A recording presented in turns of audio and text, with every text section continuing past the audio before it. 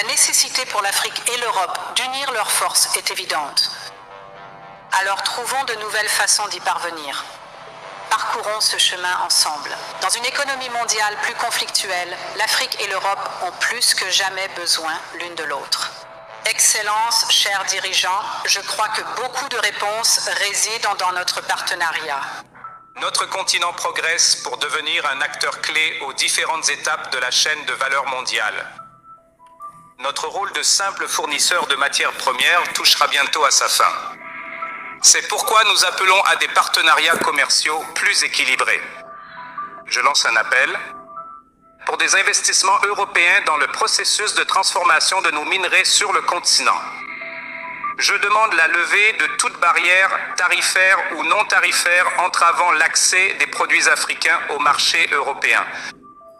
Je demande enfin un multilatéralisme plus fort et plus viable, fondé sur l'égalité, le respect de toutes les nations et la promotion de l'intérêt mondial commun et vital. Président Costa, Président Youssef, chers dirigeants, Président, Premier ministre, Mesdames et Messieurs. La dernière fois que nous nous sommes réunis dans ce format, c'était à la mi-février 2022, juste après une pandémie mondiale et juste avant que la guerre ne revienne en Europe et avant que la politique mondiale ne devienne bien plus compétitive et transactionnelle. Depuis lors, notre monde a profondément changé. Le commerce mondial est plus politisé que jamais. Les droits de douane et les barrières commerciales sont utilisés de manière agressive. Les contrôles à l'exportation sont devenus un outil pour nuire aux concurrents et obtenir des concessions. La surcapacité mondiale dans certains secteurs stratégiques a atteint un niveau sans précédent. Cela nuit aux industries sur nos deux continents, avec des conséquences ressenties au cœur même de nos sociétés. Dans cette nouvelle réalité, l'Afrique et l'Europe sont appelées à répondre aux mêmes questions. Comment pouvons-nous créer de bons emplois pour nos populations? Comment pouvons-nous répondre aux aspirations de notre jeunesse? Comment pouvons-nous réduire les risques et diversifier nos économies? Comment pouvons-nous nous libérer de dépendances insoutenables tout en garantissant l'accès au capital, aux ressources et aux technologies dont nous avons besoin? Excellences, chers dirigeants, je crois que beaucoup de réponses résident dans notre partenariat. Dans une économie mondiale plus conflictuelle, l'Afrique et l'Europe ont plus que jamais besoin l'une de l'autre. Et c'est ce qui nous amène ici à Luanda. Aujourd'hui, nous pouvons revenir sur les progrès accomplis depuis notre dernier sommet, mais plus important encore, nous allons nous tourner vers de nouvelles opportunités de travailler ensemble, comme de vieux amis. Mais aussi comme partenaires commerciaux, partenaires d'investissement, partenaires d'affaires. Nous voulons que l'Afrique et l'Europe soient des partenaires de choix. Excellences, chers dirigeants, dans un monde de conflits commerciaux, un partenariat plus étroit entre nous commence par le commerce lui-même.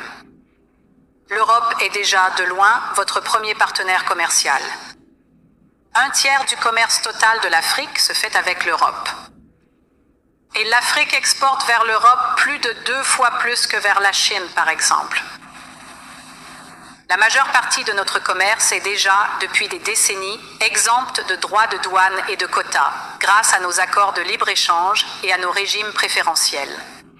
Mais je vois la possibilité d'élargir encore davantage notre relation commerciale. Partout sur le continent, nous construisons ensemble de nouvelles infrastructures pour relier l'Afrique et l'Europe.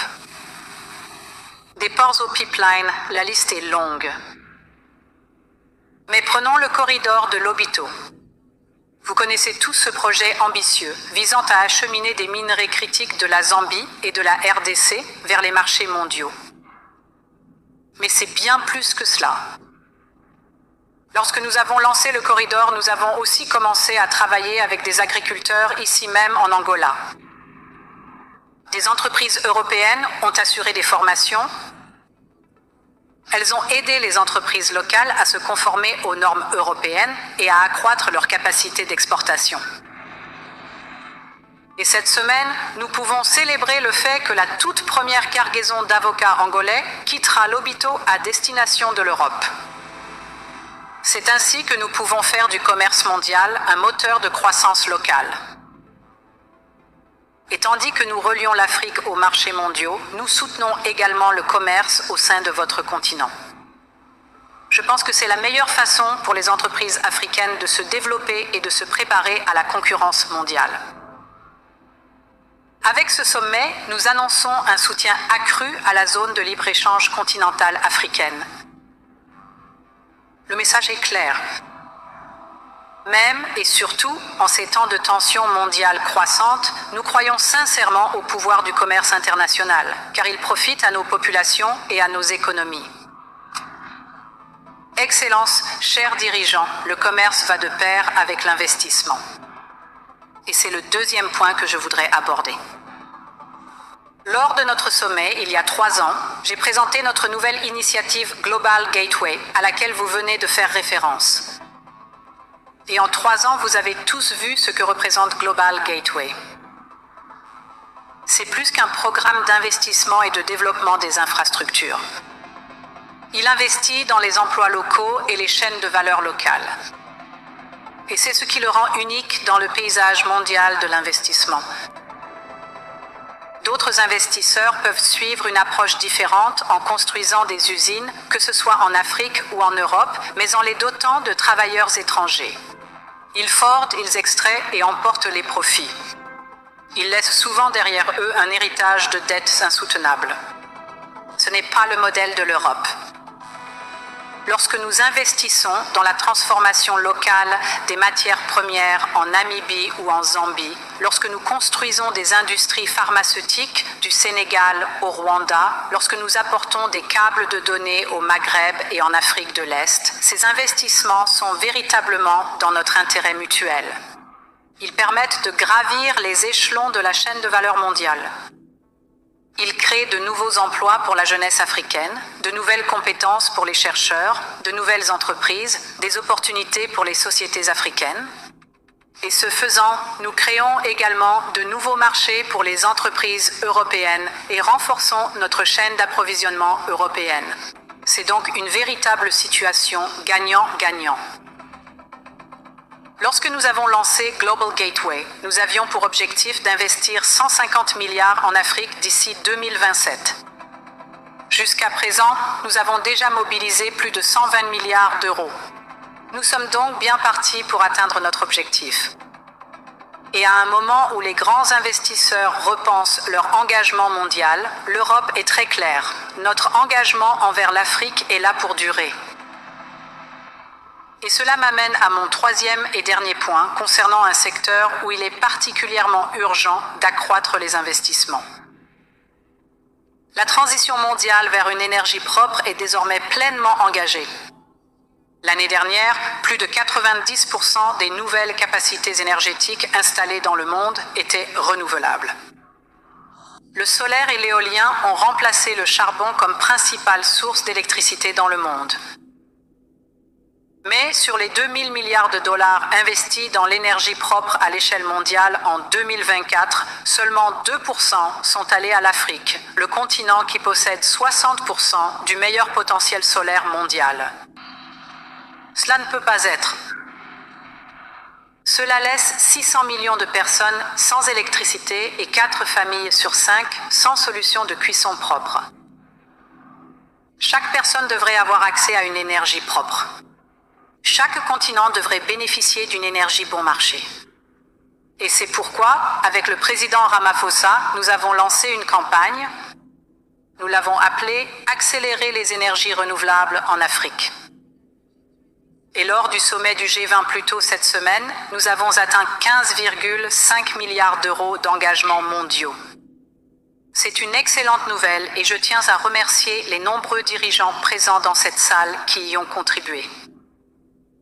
Grâce aux contributions des gouvernements et du secteur privé, nous apporterons l'électricité à des millions de personnes à travers le continent.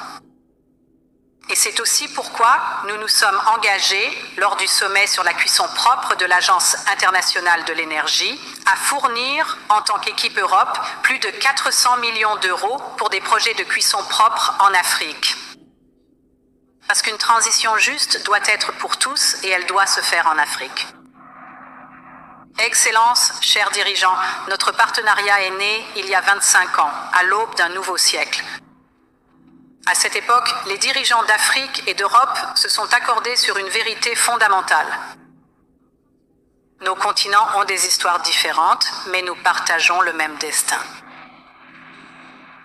Ce que nos prédécesseurs appelaient le destin est devenu aujourd'hui une réalité. Notre prospérité est plus liée que jamais. Nous devons tous deux construire les industries de demain. Nous devons tous deux tirer le meilleur parti de nos talents et de nos ressources et nous débarrasser des dépendances dangereuses.